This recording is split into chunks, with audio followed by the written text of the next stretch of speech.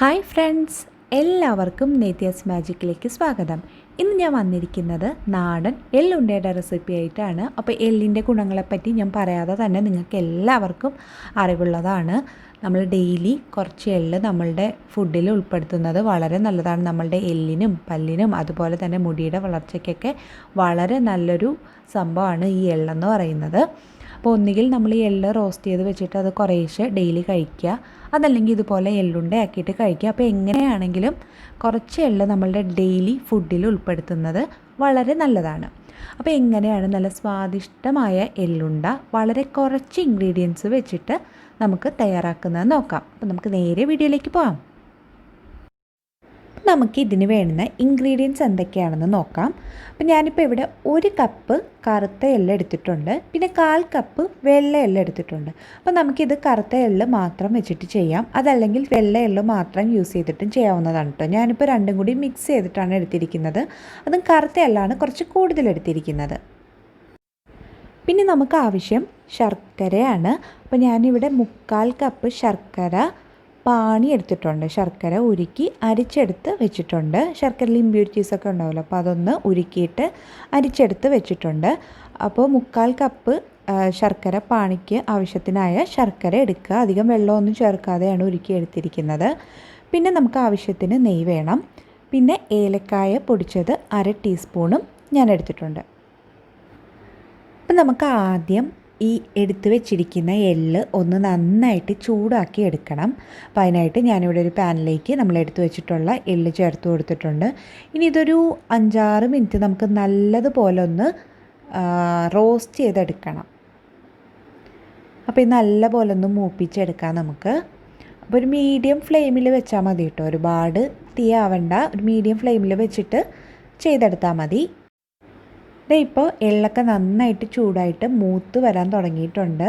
അപ്പോൾ ഇത് നമുക്ക് കുറച്ച് നേരം കൂടി ഒന്ന് റോസ്റ്റ് ചെയ്തെടുക്കണം. ഇതൊന്ന് പൊട്ടി വരുന്ന പരുവം വരെ നമ്മൾ റോസ്റ്റ് ചെയ്തെടുക്കണം കേട്ടോ. അപ്പോൾ നമ്മളിത് കൈയെടുക്കാതെ സോട്ട് ചെയ്യേണ്ട ആവശ്യമൊന്നുമില്ല.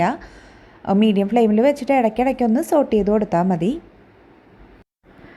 ഇപ്പോൾ എള്ള് നന്നായിട്ട് റോസ്റ്റായി വന്നിട്ടുണ്ട്, ഒന്ന് പൊട്ടുന്ന പരുവായി വന്നിട്ടുണ്ട് കേട്ടോ. നിങ്ങൾക്ക് കാണാൻ പറ്റുന്നുണ്ടോ എന്ന് എനിക്കറിയില്ല. ഇങ്ങനെ ഒന്ന് പൊട്ടി വരുന്ന പരുവായി വന്നിട്ടുണ്ട്. അപ്പോൾ ഇത് ഇത്രയും മതി. നമുക്കിനി ഇത് വേറൊരു പാത്രത്തിലേക്ക് മാറ്റാം. ഇതേ പാത്രത്തിൽ തന്നെ വെച്ചിരിക്കേണ്ട, നന്നായി ചൂടായതിന് ശേഷം നമ്മളിതിലേ തന്നെ വെച്ചിരുന്നാൽ അത് വീണ്ടും ഒന്നുകൂടി അങ്ങ് മൂത്ത് പോയി വേറൊരു പരുവാകും. അപ്പോൾ അത് വേറൊരു പാത്രത്തിലേക്ക് നമുക്ക് മാറ്റാം. ഇനി നമുക്ക് അതേ പാനിലേക്ക് നെയ്യ് ചേർത്ത് കൊടുക്കാം. ഞാനിപ്പോൾ ഇവിടെ 1 ടേബിൾ സ്പൂൺ നെയ്യാണ് ചേർക്കുന്നത്. നെയ്യ് നന്നായിട്ടൊന്ന് ഉരുകി വരുമ്പോഴേക്കും ഇതിലേക്ക് നമ്മൾ എടുത്തു വെച്ചിട്ടുള്ള ശർക്കര പാനി കൂടി ചേർത്ത് കൊടുക്കാം. അപ്പോൾ ഈ ശർക്കര പാനി നന്നായിട്ട് ഒന്ന് തിളച്ച് വരണം. ഇപ്പോൾ ശർക്കര നന്നായിട്ട് തിളച്ച് വരാൻ തുടങ്ങിയിട്ടുണ്ട്. അപ്പോൾ ഇത് പോരട്ടോ, നമുക്ക് ഒരു നൂൽ പരുവാകുന്നത് വരെ ഇത് നന്നായിട്ടൊന്ന് തിളപ്പിച്ചെടുക്കണം. ഇതിപ്പോൾ 1 സ്ട്രിങ് കൺസിസ്റ്റൻസി എത്തിയിട്ടുണ്ട്. നമ്മൾ കൈകൊണ്ട് നോക്കുമ്പോൾ ഒരു നൂല് പോലെ ആയിക്കിട്ടണം. അപ്പോൾ അതാണ് 1 സ്ട്രിങ് കൺസിസ്റ്റൻസി എന്ന് പറയുന്നത്. കണ്ടോ, ഈ ഒരു കൺസിസ്റ്റൻസി എത്തുന്നത് വരെ നമ്മൾ ശർക്കരപ്പാനി നന്നായിട്ട് തിളപ്പിച്ചെടുക്കണം. ഇതിപ്പോൾ ആയിട്ടുണ്ട്. അപ്പോൾ ഇനി ഇതിലേക്ക് നമ്മൾ എടുത്തു വെച്ചിട്ടുണ്ടായിരുന്ന എള്ള് കൂടി ചേർത്ത് കൊടുക്കാം. അപ്പോൾ ഞാനിതിൽ ഏലക്കാപ്പൊടി ചേർത്തിട്ടുണ്ടായിരുന്നു കേട്ടോ. നമ്മൾ ശർക്കരപ്പാനി ചേർത്ത ടൈമിൽ ഏലക്ക പൊടിച്ചതും കൂടി ചേർത്തിട്ടുണ്ടായിരുന്നു. അത് ഞാൻ വീഡിയോയിൽ എടുക്കാൻ വിട്ടുപോയതാണ്. അപ്പോൾ നിങ്ങൾ ചെയ്യുമ്പോൾ അതുകൂടി ആ ഒരു ടൈമിൽ ചേർത്ത് കൊടുക്കുക.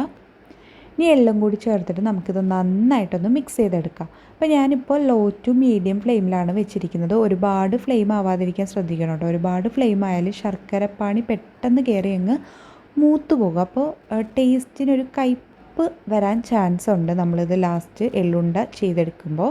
അപ്പോൾ ഒരുപാട് ഫ്ലെയിം ആവാതിരിക്കാൻ ശ്രദ്ധിക്കുക. അപ്പോൾ ഇത് നമുക്ക് നല്ലതുപോലെ ഒന്ന് മിക്സ് ചെയ്തെടുക്കാം. ആ എള്ളിൽ ശർക്കര നന്നായിട്ടൊന്ന് അബ്സോർബായി വരുന്നത് വരെ നമുക്കിത് നന്നായിട്ടൊന്ന് മിക്സ് ചെയ്തെടുക്കാം. ഒരുപാട് ടൈമൊന്നും എടുക്കില്ല കേട്ടോ, പെട്ടെന്ന് തന്നെ ശർക്കരപ്പാനി എള്ളുമായിട്ട് മിക്സ് ആയിക്കോളും. അപ്പോൾ ഒരുപാട് ടൈമൊന്നും എടുക്കില്ല. നന്നായി ഒന്ന് മിക്സ് ചെയ്തെടുക്കാം. ഇതിപ്പോൾ ഡ്രൈ ആയി വരാൻ തുടങ്ങിയിട്ടുണ്ട്. അപ്പോൾ ഇതിനൊരു 1-2 മിനിറ്റും കൂടി മതി നമുക്ക് നന്നായിട്ടൊന്ന് മിക്സ് ചെയ്തെടുക്കാം. അപ്പോൾ ഈ ഒരു കൺസിസ്റ്റൻസി എത്തുമ്പോഴേക്കും നമുക്ക് ഫ്ലെയിം ഓഫ് ചെയ്യാം. അപ്പോൾ കാരണം ഇത് ഇരിക്കും തോറും ഒന്നുകൂടി ഡ്രൈ ആയിക്കോളും. അപ്പോൾ ഈ ഒരു കൺസിസ്റ്റൻസി എത്തുമ്പോൾ തന്നെ നമുക്ക് ഫ്ലെയിം ഓഫ് ചെയ്യാം. എന്നിട്ടിത് വേറൊരു പാത്രത്തിലേക്ക് മാറ്റാം. ഇതേ പാത്രത്തിൽ തന്നെ നമ്മളിത് വെച്ചിരുന്നാൽ നമുക്ക് ലാസ്റ്റ് ഉരുട്ടിയെടുക്കാൻ ബുദ്ധിമുട്ടാകും. അപ്പോൾ ഈ ഒരു കൺസിസ്റ്റൻസി എത്തുമ്പോൾ ഫ്ലെയിം ഓഫ് ചെയ്തിട്ട് വേറൊരു പാത്രത്തിലേക്ക് നമുക്ക് മാറ്റാം. അപ്പോൾ ഇതാ നമ്മൾ വേറൊരു പാത്രത്തിലേക്ക് മാറ്റിയിട്ടുണ്ട്. അപ്പോൾ ഇപ്പോഴും നല്ല ചൂടുണ്ട്. അപ്പോൾ ഇത് ചൂടോടുകൂടി തന്നെ വേണം നമ്മൾ ബോൾസ് ആക്കി എടുക്കാൻ. അപ്പോൾ ബോൾസ് ആക്കുന്നതിന് മുമ്പായിട്ട് കയ്യിൽ കുറച്ച് നെയ്യ് ഒന്ന് അപ്ലൈ ചെയ്ത് കൊടുക്കുക. എന്നിട്ട് നമുക്കിതൊരോ ബോളായിട്ട് എടുക്കാം. അപ്പോൾ നല്ല ചൂടുള്ള ടൈമിൽ തന്നെ നമ്മളിത് ഉരുട്ടിയെടുക്കണം കേട്ടോ, ഇല്ലെങ്കിൽ അത് പാത്രത്തിൽ ഇരുന്ന് തന്നെ സെറ്റായി കിട്ടും. അപ്പോൾ നല്ല ചൂടോടുകൂടി തന്നെ നമ്മളിത് ഉരുട്ടിയെടുക്കുക.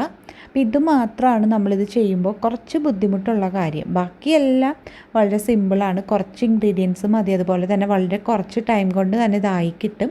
പക്ഷേ ഈ ബോൾസ് ആക്കി എടുക്കുന്നത് മാത്രമാണ് കുറച്ച് ബുദ്ധിമുട്ട്. കാരണം ആ ചൂടോട് കൂടിയിട്ട് ചെയ്യുമ്പോൾ നമ്മളുടെ കൈയൊക്കെ ഒരു പരുവാവും. എൻ്റെ കൈയൊക്കെ നല്ലപോലെ ചുമന്നു വന്നു ഇത് കഴിഞ്ഞപ്പോൾ, കണ്ടോ. അപ്പോൾ ഇതുപോലെ നമുക്ക് ഓരോ ബോൾസാക്കി എടുക്കാം. അപ്പോൾ ഇത് മാത്രമാണ് ഇതിൽ കുറച്ച് ബുദ്ധിമുട്ടുള്ള കാര്യം.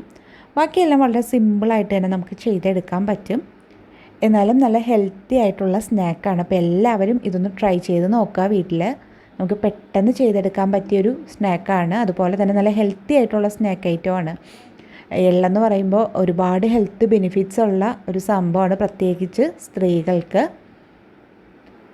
നല്ല ചൂടുണ്ട് ഇപ്പോഴും. പിന്നെ നമ്മളിത് ചെയ്യുമ്പോൾ നമ്മളിത് ഓരോ ബോൾസാക്കി എടുക്കുമ്പോൾ ലാസ്റ്റ് വരുമ്പോൾ പാത്രത്തിൽ തന്നെ അത് സ്റ്റിക്ക് ചെയ്യാനുള്ള ചാൻസ് ഉണ്ട്. അപ്പോൾ അങ്ങനെ വരികയാണെങ്കിൽ കുറച്ച് നല്ല തിളച്ച വെള്ളം 1-2 സ്പൂണ് ഒഴിച്ചു കൊടുത്തിട്ട് ബോൾസാക്കി എടുക്കണം കേട്ടോ. ഒരുപാട് വെള്ളം ആവരുത്, കുറച്ച്. അതുപോലെ പാത്രത്തിൽ തന്നെ സെറ്റിലാവുകയാണെങ്കിൽ കുറച്ച് ചൂടുവെള്ളം ഒഴിച്ചിട്ട് ബോൾസാക്കി എടുക്കുക. അപ്പോൾ ഇത് ഫുള്ള് നമുക്കൊരു ബോൾസാക്കി എടുക്കാം. അപ്പോൾ നല്ല ടേസ്റ്റി ആയിട്ടുള്ള നല്ല ഹെൽത്തി ആയിട്ടുള്ള എള്ളുണ്ട റെഡി ആയിട്ടുണ്ട്. അപ്പോൾ എല്ലാവരും ഇതൊന്ന് ട്രൈ ചെയ്ത് നോക്കുക. എന്നിട്ട് നിങ്ങളുടെ ഫീഡ്ബാക്സൊക്കെ കമൻസിലൂടെ എന്നെ അറിയിക്കുക. ഒപ്പം ഈ വീഡിയോ ഇഷ്ടമെങ്കിൽ ലൈക്ക് ചെയ്യാനും നിങ്ങളുടെ ഫ്രണ്ട്സിനും റിലേറ്റീവ്സിനും ഒന്ന് ഷെയർ ചെയ്ത് കൊടുക്കാനും മറക്കരുത്. പിന്നെ എൻ്റെ ചാനൽ ആദ്യമായിട്ട് കാണുന്ന കൂട്ടുകാരുണ്ടെങ്കിൽ ആ സബ്സ്ക്രൈബ് ബട്ടൺ കൂടി ഒന്ന് ക്ലിക്ക് ചെയ്ത് കൊടുക്കുക. സബ്സ്ക്രൈബ് ബട്ടൺ ക്ലിക്ക് ചെയ്യുമ്പോൾ തൊട്ടടുത്തൊരു കുഞ്ഞു ബെല്ലൈക്കൺ വരും, അതുകൂടി ഒന്ന് ക്ലിക്ക് ചെയ്ത് ഓൾ എന്ന ഓപ്ഷനും സെലക്ട് ചെയ്യാൻ മറക്കരുത്. എങ്കിൽ മാത്രമേ ഞാൻ പുതിയ വീഡിയോസ് ഇടുമ്പോൾ അതിൻ്റെയൊക്കെ നോട്ടിഫിക്കേഷൻ നിങ്ങൾക്ക് ലഭിക്കുള്ളൂ. അപ്പോൾ ഇതുപോലുള്ള നല്ല നല്ല ഹെൽത്തിയും ടേസ്റ്റി ആയിട്ടുള്ള റെസിപ്പീസുമായി നമുക്ക് വീണ്ടും കാണാം. അതുവരെ thank you, bye, thanks for watching.